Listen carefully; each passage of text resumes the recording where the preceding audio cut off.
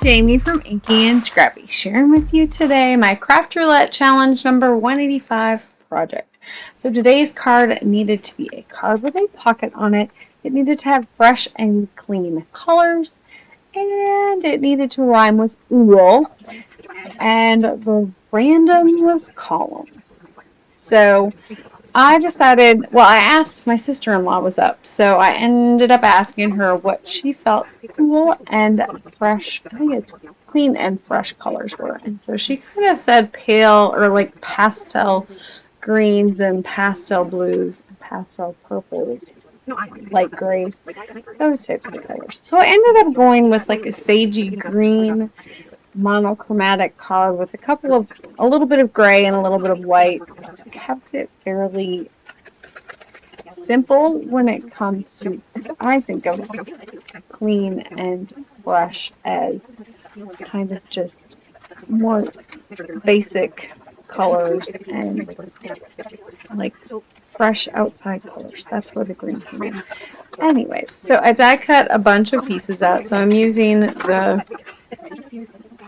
fence die here from, is it the Spooky Forest backdrop, or maybe it's just their lawn fawn stamps and dies. So I will list them below. I can't remember all of them off the top of my head. I think the graveyard stuff comes from the Spooky Forest or the Spooky Woods backdrop, but I have to double check it. Anyways, back to my card. So I'm inking up all the things. So I used, I want to say, old paper and bundled sage for my colors on the green. I used not Whisper White, Lost Shadow and Hickory Smoke for my gray tones. So the darker one's definitely going to be that Hickory Smoke. And then I did bring in that Lost Shadow for just a light gray effect. And then I'm using the Lawn Fawn's Spooky Fence Border die as well. And then I'm just going to ink blend onto my cardstock here for my bottom part, or my grass, I guess. I think I did bring in peel paint for the grass, so it was a little bit darker than my cloudy skies. So the clouds were inspired by, I did catch the solar eclipse, I guess, as much as I could here in Minnesota last week Saturday, and so of course I was looking through the boys' plasma cutter lenses, which is like a shade 10 or something like that, my son told me, and so it made the clouds green, but they were really cool. It was really cool effect. Anyways, so that was kind of where the green came in for my clouds. I am using the Let's Toast pull tab die set from Lawn Fawn here to make myself a pull tab. So I thought it would be fun to make my little ghoul kind of hide in a pocket. At least that's how I'm incorporating my pocket into my project. Now, let's just say I was struggling with where to go with all the things, but ghouls rhyme with ghoul, and so it just worked for me. I'm making sure that my pocket is going to be deep enough for my image when I actually get around to coloring it and die cutting it out. I think I hand cut this one. Anyways, so I needed to ink blend a little bit more on my grass piece here. So you'll see me do that here. And then I am going to add it to my card base with some foam adhesive. I used Big Mama foam tape here. Full width on the sides because I wasn't too worried about anything hitting because my ghost isn't too big. But I did end up cutting it down kind of on the bottom panel just because I didn't want my ghoul to get stuck. Now, I had some issues here. I should have made my channel for my ghoul to slide on a lot taller.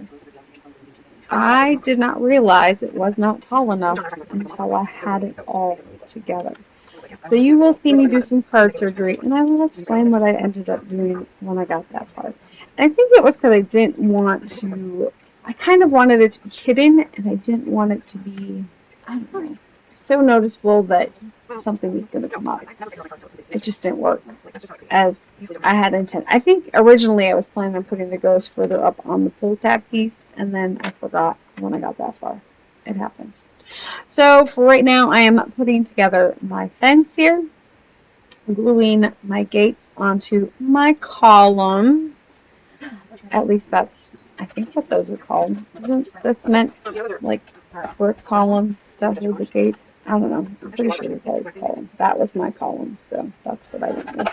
I did end up cutting off the gate here. I kind of wanted to use it as my piece, and then I decided, you know, I think I just liked it better this way. Plus, I didn't want my ghost to hit the gates when it comes up from behind the grass. So it was, you know, my compromise in my initial design. And then before I get too far, I want to get my sentiment on the bottom because I'd already pulled out the sentiments that I wanted to use on this one. I know, shocking, I never do it this way. But because it had to rhyme with ool, I kind of had to figure out where my sentiment was going to be or what my sentiment was going to be. And so I'm bringing in my Tim Holtz stamp platform here and just kind of lining this up and making it centered. Would have I used my Misty normally? Yep, I would have. But it still got stamps in it from card class. Impromptu card class the day before. Now, should have I stamped this before I added the foam tape behind it? You better believe it. But I just ended up coming in with a micron fine liner here and just kind of handed the tops of the Haunted. Everything else stamped fine. It turned out fine. I, you know, kind of looked at the stamp lettering and went from there. So it wasn't a huge deal. Now I want my gates to kind of hang open, hence why I kind of glued everything together beforehand. Otherwise I could have just glued it all down flat onto my card. But I wanted my gates to kind of flap open. I like a good interactive card, and the more interactive I can make it, the better. So all I'm going to do for this one is I'm just stamping the one ghoul from Booyah, the Booyah stamp set. And then I wanted it to have the mouth that's like going boo or ooh, and there isn't an actual one on this ghost stamp set with a little circle. So I just drew it in and called it good. I might have, shoulda, coulda waited a little bit longer for it to dry because I ended up smearing it. But it's okay in the end. It's a ghost. He doesn't need to be clean. It's fine. It's what happens when you rise from behind the graves. I'm coming in with some Ohuhu bullet nib markers and, of course, that colorless blender there to do some tip to tip to make my markers a little bit lighter than I had, had them. Than they were.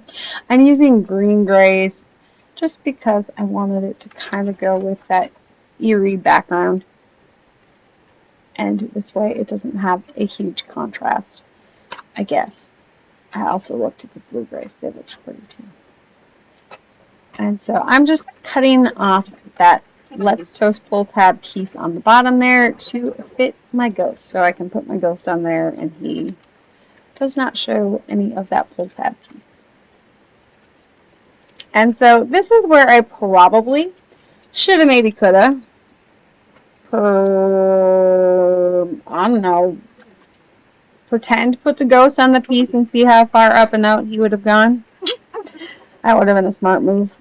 Yeah, I didn't think to do that far. So I already had my base on here. I popped it on there with some glue to make sure that it stuck.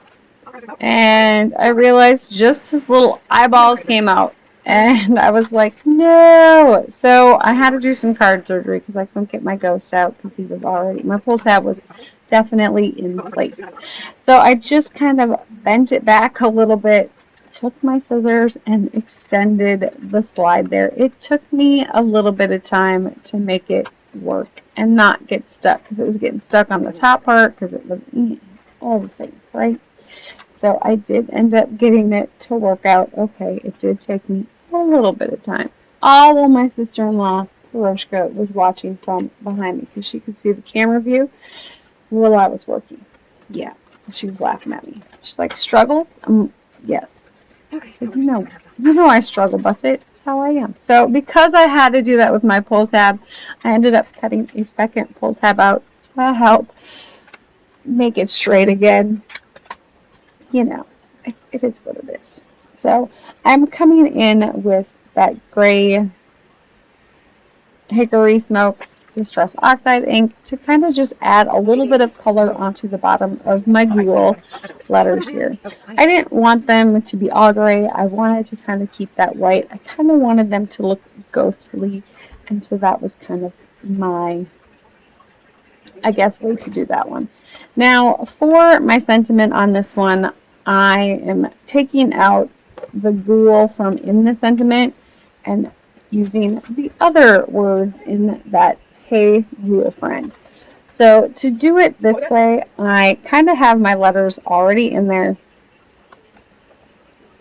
Kind of, so I just so I kind of knew how much room they were going to take up. But the other thing with this one was my friend and my hey are two totally different sizes. And yes, I was struggling to get it to stamp because I had the letters on top and it was too much of a, I don't know, because they were thick cut letters. I don't know. It was funny. I was like having issues. So I did make sure when I lined this up to use that Sizzix, what is it called? It's the sticky paper. So I did use that and line the top of that 4 so I could just slide it over so I get the hey and the friend in the same line without having to try to figure it out. It worked well for me on this one. So I'm going to come in with my letters here. I probably should have laid them all out beforehand. So I probably would have put the G maybe a little bit closer to the Y and the L maybe a little bit closer to the F, but in the end it worked out okay. Spacing was alright. I wasn't overly concerned with it. Just, you know, hindsight, maybe I should have taken the time to do that. We all know that that's not how I do things. It's fine. And so once I had that on there, and then I could take, yes, I did use my pull tab piece as my ruler on the front. It's called multi-purpose, you know, if I have it, I'm going to grab it where it's from. So once I had that on there, then I cut off the top of the pull tab piece, and then I could work on my card a little bit more. See, the ghost comes up. See, if I would have done it the other way, I'd have probably had him come up all the way in front of that Ghoul word, but I was happy with how he was sitting on this one. So I'm just going to add some glue onto the column and the fence and not any onto the gate. But I'm going to use that gate as kind of my pivot point, and so bending it over to kind of keep placement here so I can get my gate to kind of be mostly straight across. Obviously, I didn't use a ruler. I just eyeballed it at this point. Because I'd used my ruler on the back. I already put it on the, you know, pull tab piece. It's all good. So for my graves, I wanted to add some, you know, gravestone. I couldn't think of any good ones. I have some downstairs. I should have ran downstairs and checked out what they said. But, you know, that was all the way downstairs. I was just trying to finish. Because it was getting late. Anyways, so I did CD Creepin' and He Be Spooky. I know, real original, right? Anyways, cut off the rest of my gate pieces here. Made sure everything was working as I wanted it to. I needed to pop in that top. I wouldn't have had to pop in the top piece, but I popped back in that top piece that was die cut out. Put some Big Mama foam tape onto the back here so that my pull tab has a little bit of wiggle room. Well, not wiggle room, but room to move behind that piece of paper or when I sandwich them in here. And of course, because I'm using those funky card bases from Amazon, I had to cut first before I put my card base on. I did not do a very great job. You will see. So I'm going to line that up as best as I can, and then bring back in my guillotine trimmer because obviously I can't put anything on straight today. And, you know, once it's cut, nobody knows it's not straight. It's all good. So once I have that done, I can test it out one last time. And there is my completed card for Craft Roulette 185. Go check out Mary Fun Gun and all the Craft Roulette fun on YouTube. I will link it and list it down below. Have an amazing day. Goodbye.